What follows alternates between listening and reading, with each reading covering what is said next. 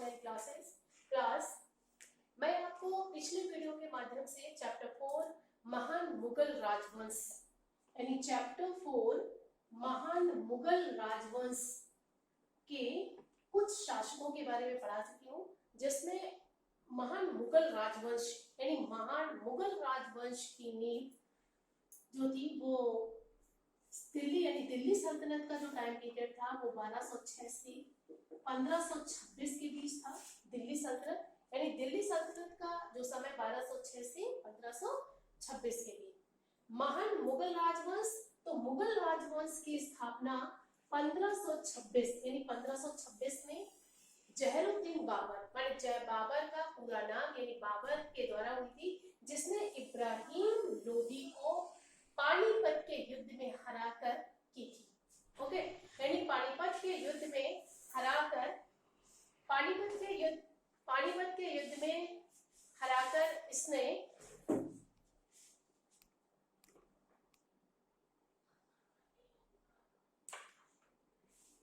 बाबर ने इब्राहिम लोदी को पानीपत के युद्ध में हराकर भारत में महान मुगल राजवंश की नींव रखी थी।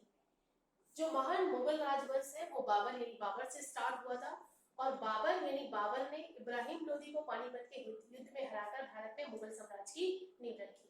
ठीक है, बाबर का पूरा नाम जहरुद्दीन बाबर था, मोहम्मद बाबर था। 14 वर्ष की आयु में इसने मध्य एशिया यानी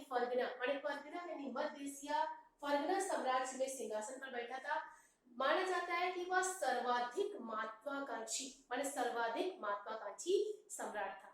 ओके, बाबर ने भारत पर 5 बार बाबर ने भारत में 5 बार सिंधु नदी को पार करके आक्रमण किया और 5वें अभियान में उसने पानीपत के प्रथम युद्ध में इब्राहिम लोदी को हराकर भारत में मुगल साम्राज्य की नींव डाली।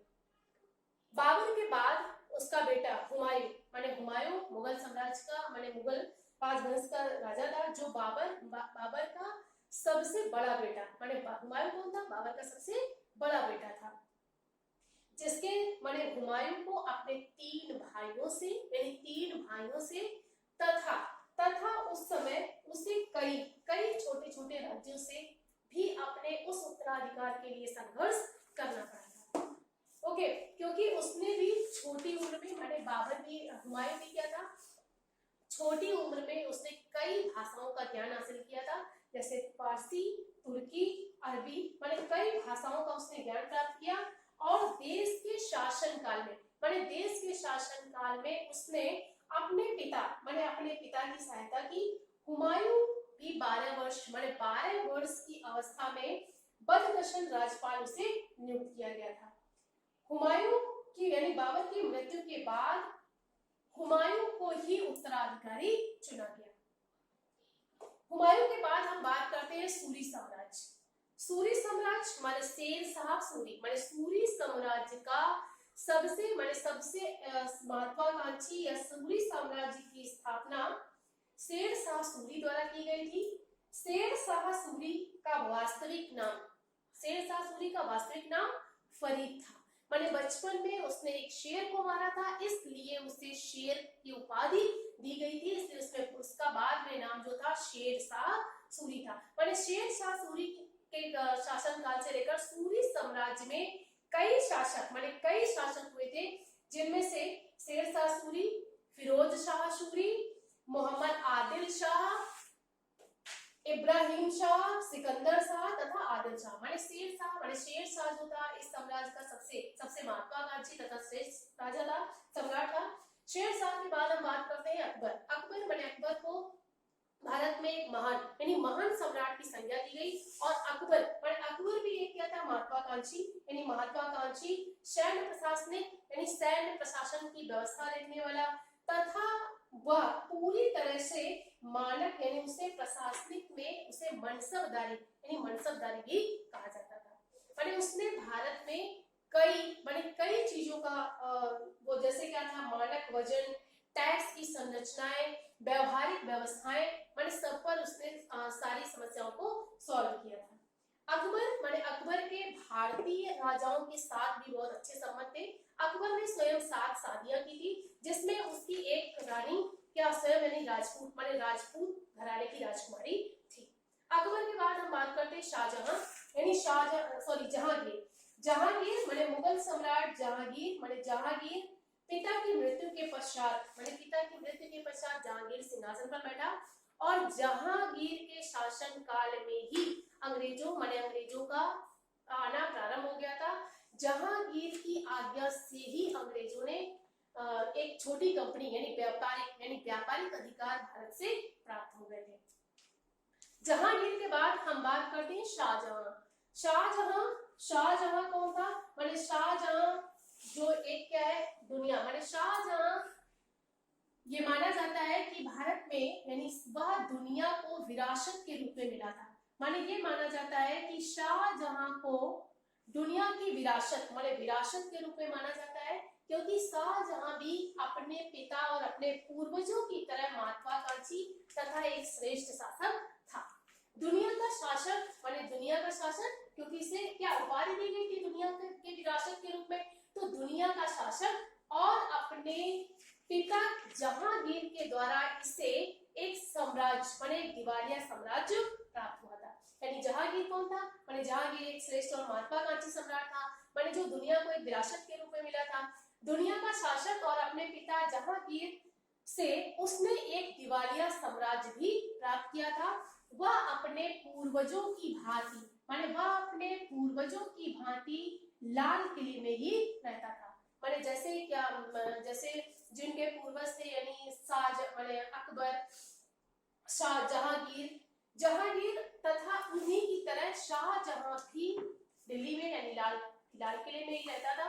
यानी लाल किले में जो क्या था ताजमहल से यानी लाल किले में रहते थे जो ताजमहल से कुछ ही दूरी पर था। माने लाल किला क्या था? दिल्ली माने ताजमहल से कुछ ही दूरी पर था। ताजमहल क्या था? जो उसने अपनी पत्नी मुमताज महल की यादगार में बनवाया था।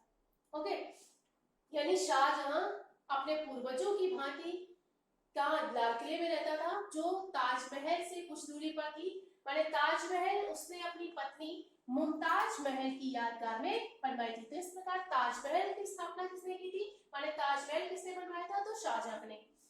जिसकी मृत्यु मुमताज महल की मृत्यु 1631 में हुई थी। ताजमहल का निर्माण जो था वो 1632 में शुरू हो गया था। माने मुमताज महल की मृत्यु के बाद यानी 1 वर्ष बाद ताजमहल का निर्माण कार्य जो था वो 1632 में शुरू हुआ। ताजमहल एक बहुत ही महत्वाकांक्षी वर्क था, जिस काम में 2 चबूतरे माने ताजमहल की जो बनावट थी जो 2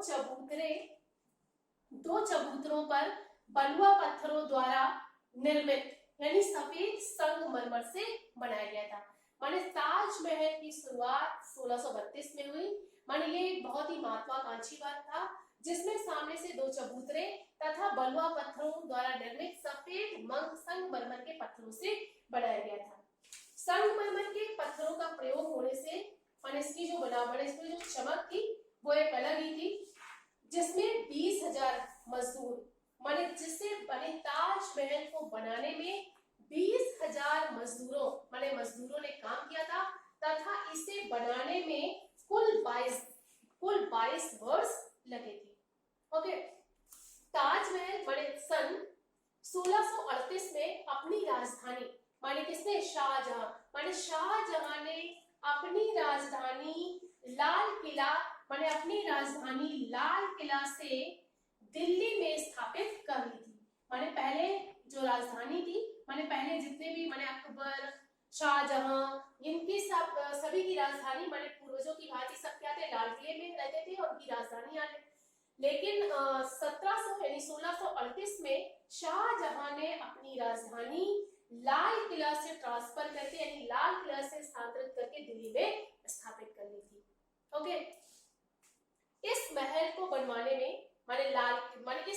बनवाने में पूरे कितने 9 वर्ष लगे थे और उसने, किसने, शाहजहां ने 1658 वर्ष तक शासन किया था। ओके, शाहजहां का शासन जो था 1658, मैंने 1658 तक उसने शासन किया।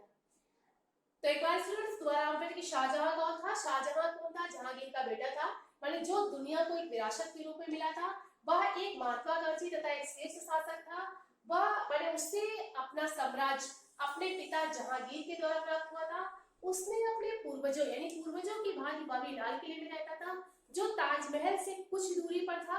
ताजमहल का निर्माण शाहजहां द्वारा अपनी पत्नी मुमताज महल की यादगार में बनाया गया था। मुमताज महल की मृत्यु 1631 में हुई थी तथा 1632 में ताजमहल का निर्माण कार्य शुरू हो गया था, जिसे बनवाने में 20,000 मजदूर तथा 22 वर्ष लगे थे।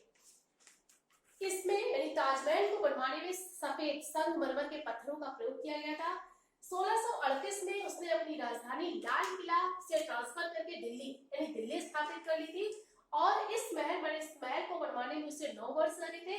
उसका शासन काल जो था वो 1658 तक था। आगे हम बात करते हैं औरंगजेब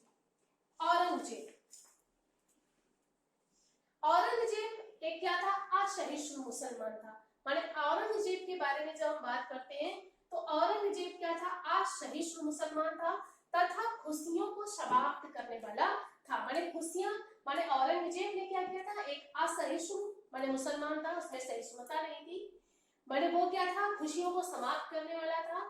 उसने इसलिए माने पिछले जो भी शासक थे, जहांगीर थे, शाहजहां थे, सब में संगीत, चित्रकला तथा कई चीजें बहुत अच्छे वाले वर्षक पाई जाती थी, जिसमें औरंगजेब में सबका अभाव था। उसने संगीत तथा मुगल चित्रकला पर पूरी तरह से रोक लगा दी थी। औरंगजेब के बारे में हम बात करते हैं तो वो क्या था? एक असहिष्णु मुसलमान था, माने उसमें सहिष्णुता नहीं थी।